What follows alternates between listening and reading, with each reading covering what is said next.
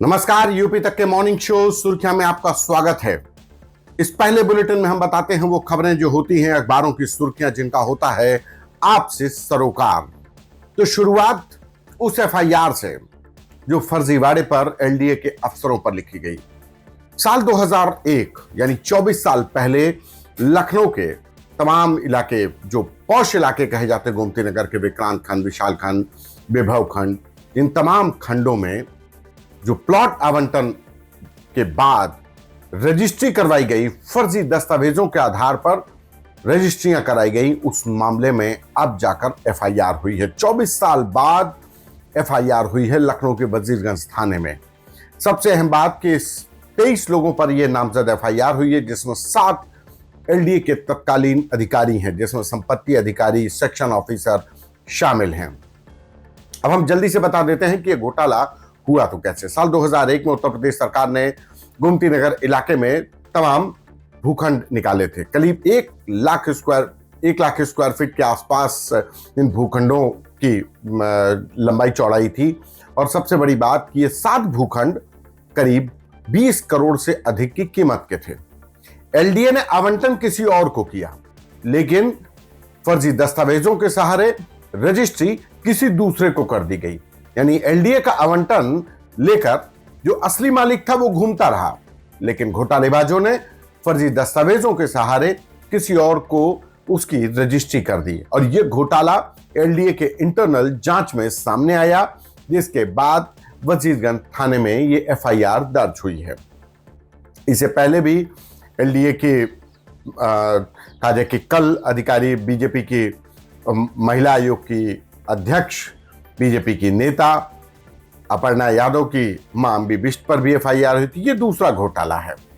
बहरहाल आगे बढ़ते हैं। बात बरेली में दिशा पाटनी के घर पर हुए फायरिंग के मामले की करेंगे। तो 2 बदमाशों का, जिन लोगों ने दिशा पाटनी के घर पर 12 सितंबर की भोर में ताबड़तोड़ फायरिंग की थी, जिनके सीसीटीवी सामने आए, उनको तो यूपी एसटीएफ और हरियाणा एसटीएफ के ज्वाइंट ऑपरेशन में गाजियाबाद में एनकाउंटर में मार गिराया गया। लेकिन इस घटना में शामिल 2 और लोग भी थे। ये दोनों जब पुलिस के द्वारा दबोचे गए तो पता चले नाबालिग हैं। बहरहाल इनको गिरफ्तार कर लिया गया है। इसके बाद इनकी मदद करने वाले 2 अन्य का बरेली पुलिस ने हाफ एनकाउंटर का मतलब कि पैर में गोली लगी है, उसमें एक बदमाश के, और उसको दबोचा है। कुल मिलाकर अभी तक इस पूरे घटनाक्रम में शामिल 6 से 7 लोग आ चुके हैं। 2 का एनकाउंटर हो चुका है। 2 नाबालिग जो इस घटना में शामिल थे, जिन्होंने 11 सितंबर की भोर में जल्दबाजी में रोहित गोदारा गैंग के उन शार्प शूटरों से पहले फायरिंग की थी दिशा पाटनी के घर पर, और एक फायर कर भाग गए थे। उनको भी दबोचा जा चुका है। वहीं दूसरी तरफ 2 अन्य बरेली पुलिस ने एक बदमाश को, जो इनकी रेकी कर रहे थे, जो पूरी दिशा बता रहे थे, जो मदद कर रहे थे, बैकअप में थे, उनको भी बरेली पुलिस ने गिरफ्तार कर लिया है। इसके बाद बात गोरखपुर के उस गोकशी कांड की करेंगे। गोरखपुर के पिपराइच थाने में जिस गोकशी के आरोपी को ग्रामीणों ने पकड़ा था, उसकी पिटाई की थी, वो उसके इलाज के दौरान मौत हो गई है। गोरखपुर के बीआरडी मेडिकल कॉलेज में अजब हुसैन नामक इस गो तस्कर की इलाज के दौरान मौत हो गई है। बता दें कि बीते सोमवार को, जब सोमवार की रात में पिपराइच थाना क्षेत्र में जंगल धूसा चौकी इलाका था, वहां पर गो तस्करों के द्वारा एक घर में धावा बोला गया, एक दुकान पे धावा बोला गया।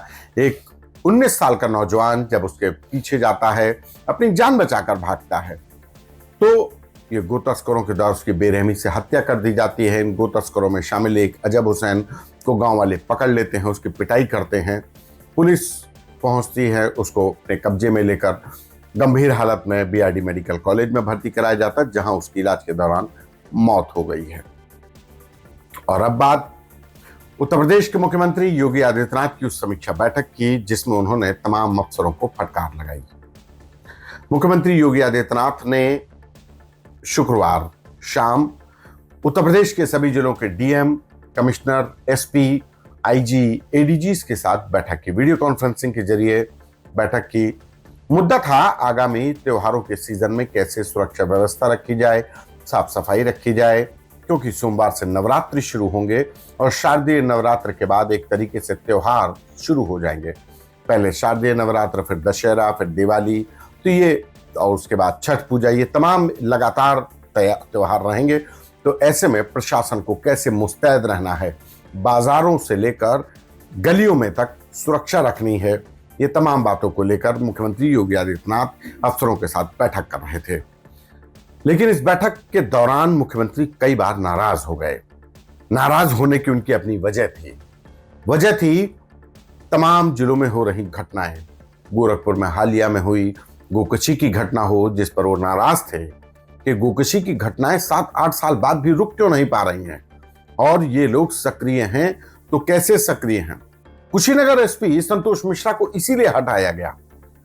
कुशीनगर और देवरिया के दोनों कप्तान संतोष मिश्रा और विक्रांत वीर जब 2 दिन पहले आईपीएस अफसरों की ट्रांसफर लिस्ट आई थी, तो उनके हटने की वजह भी यही थी कि वहां देवरिया में गोकशी के आरोपियों के द्वारा और धर्मांतरण का मामला सामने आए, जिस पर उनको हटाया गया। संतोष मिश्रा को तो गोरखपुर के पिपराइच का गोकशी कांड ले डूबा।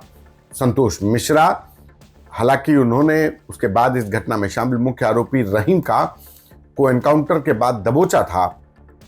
कुशीनगर के रामकोला में एनकाउंटर हुआ था, लेकिन ये हाफ एनकाउंटर की कहानी कुर्सी नहीं बचा पाई और संतोष मिश्रा को हटा दिया गया। वो डीजीपी ऑफिस से दोनों ही अफसर अटैच कर दिए गए हैं। मुख्यमंत्री इस घटना को लेकर नाराज थे। इसके बाद दूसरी घटना थी बरेली के दिशा पाटनी की। दिशा पाटनी के घर पर हुई फायरिंग से मुख्यमंत्री बेहद नाराज थे। उनको दिशा पाटनी के पिता से बात करनी पड़ी। उनको भरोसा जताया था कि उनकी सुरक्षा में कोई चूक नहीं होगी, जिन लोगों ने घटना को अंजाम दिया उनको उनके अंजाम तक पहुंचाया जाए, और वही कुछ हुआ।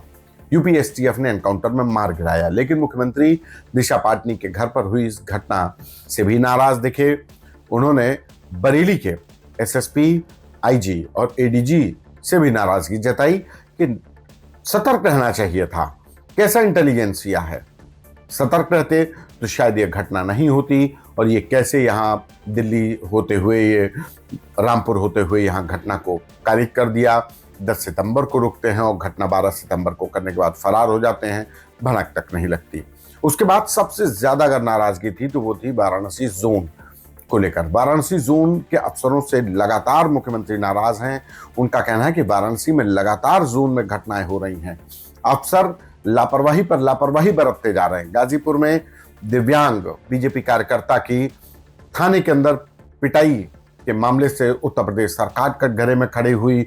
एक बार फिर ब्राह्मण ठाकुर की राजनीति गरमाने की कोशिश की गई, लेकिन मुख्यमंत्री ने जब नाराज परिवार से मुलाकात की तो परिवार भी संतुष्ट हुआ। किसी तरीके से विपक्षी दलों को दिया गया मुद्दा ठंडा किया गया, लेकिन मुख्यमंत्री तक अफसरों की लापरवाही सामने थी कि गाजीपुर में कैसे एक छोटी सी घटना, थाने के अंदर हुए प्रदर्शनकारियों पर लाठीचार्ज ने एक बड़ा रूप ले लिया, बड़ा राजनीतिक माहौल बना दिया। और वो भी तब जब कुछ दिन पहले ही बाराबंकी में एबीवीपी कार्यकर्ताओं पर लाठीचार्ज किया पुलिस ने, और फिर गाजीपुर में बीजेपी के कार्यकर्ताओं पर लाठीचार्ज हुआ। तो ये तमाम घटनाओं के बाद मुख्यमंत्री ने सख्त आदेश दिए हैं कि जन समस्याओं से जुड़े हुए मुद्दों पर अफसर सीधे नजर रखें। आगामी त्योहारों पर किसी भी तरीके की कोई घटना ना होने पाए। बाजारों में सुरक्षा व्यवस्था चाक चौबंद रखें। जो बदमाश हैं, जो जेल में हैं, उनकी जमानत पर नजर रखें कि कोई बाहर आ रहा है तो वो क्या कर रहा है, इस पर नजर रखें। किसी भी तरीके की कोताही ना बरती जाए। अगर कोई छोटी सी घटना पर थाने में बवाल करता है तो उस घटना पर तत्काल अधिकारी संज्ञान लें। लापरवाही बरतने वाले थानेदारों को, जिम्मेदार अधिकारियों को सस्पेंड कर दिया जाए, क्योंकि कानून व्यवस्था ही उत्तर प्रदेश सरकार की यूएसपी। अगर वही खराब होगी तो फिर बचेगा क्या। यही मुख्यमंत्री की नाराजगी का कारण था, जिसकी वजह से पूरी वीडियो कॉन्फ्रेंसिंग के दौरान मुख्यमंत्री ने बरेली, गोरखपुर और वाराणसी जोन के अफसरों को जमकर फटकार लगाई। इसके बाद बात राजनीतिक गलियारों की करें कि अखिलेश यादव लगातार हमलावर हैं। अखिलेश यादव गोकशी की घटना, गोरखपुर की घटना हो या दिशा पाटनी के घर पर फायरिंग का मामला हो, इन तमाम घटनाओं को लेकर बीजेपी पर लगातार हमले बोल रहे हैं। जो कोई मुद्दा छोड़ नहीं रहे हैं। रोज उनका काउंटडाउन आता है कि आज इतने दिन सरकार के बचे हैं, बस ये सरकार जाने वाली है। एक तरफ बीजेपी अपनी उपलब्धियां जता रही है, दूसरी तरफ समाजवादी पार्टी उनके जाने का काउंटडाउन गिना रही है। बहरहाल आज सुर्खियों के इस पहले बुलेटिन में इतना ही। देखते रहिए यूपी तक, बने रहिए, छोटी बड़ी हर खबर पर नजर हमारी बनी रहेगी और हम आप कराते रहेंगे आपको रूबरू। नमस्कार।